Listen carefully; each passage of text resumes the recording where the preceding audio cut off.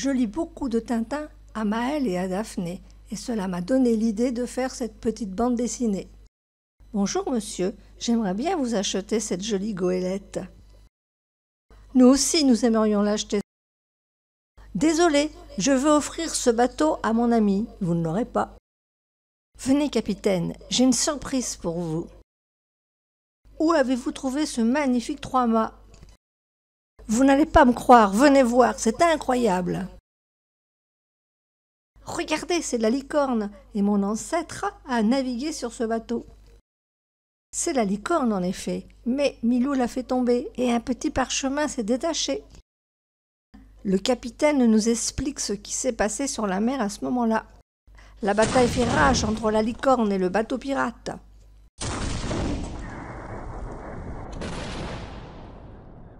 Le capitaine fait voir à Tintin comment son ancêtre s'est défendu. Elliot n'en revient pas de toutes ces plumes qui volent.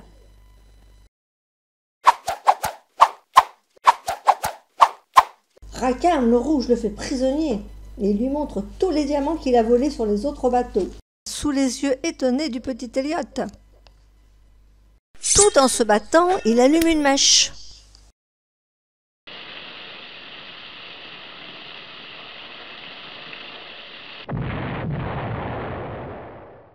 Tintin a été cambriolé pendant son absence.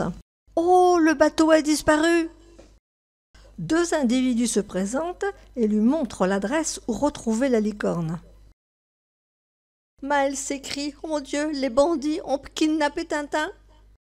Milou aboie pour prévenir le capitaine, mais il ne comprend pas.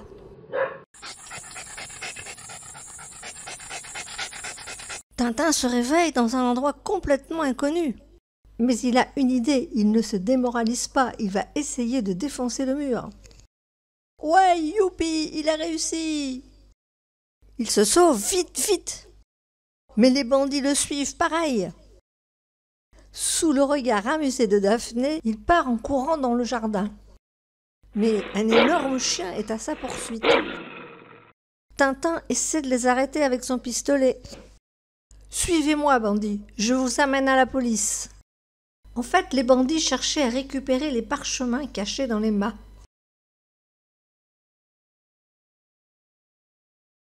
Après avoir étudié les parchemins, nous avons commencé nos recherches sur une île. Nous avons pris des pelles et des pioches et nous allons creuser.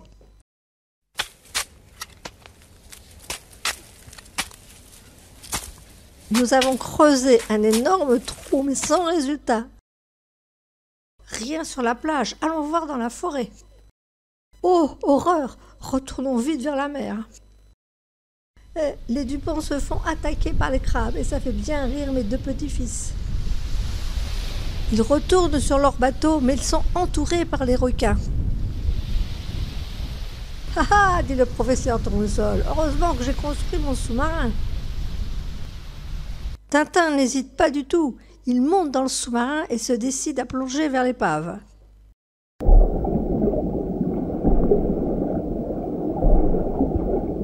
J'ai repéré l'épave avec le sous-marin. À présent, je vais l'explorer avec le scaphandre. Vite, je vais visiter l'épave de la licorne. Enfin! Ah, le coffret, nous l'avons trouvé.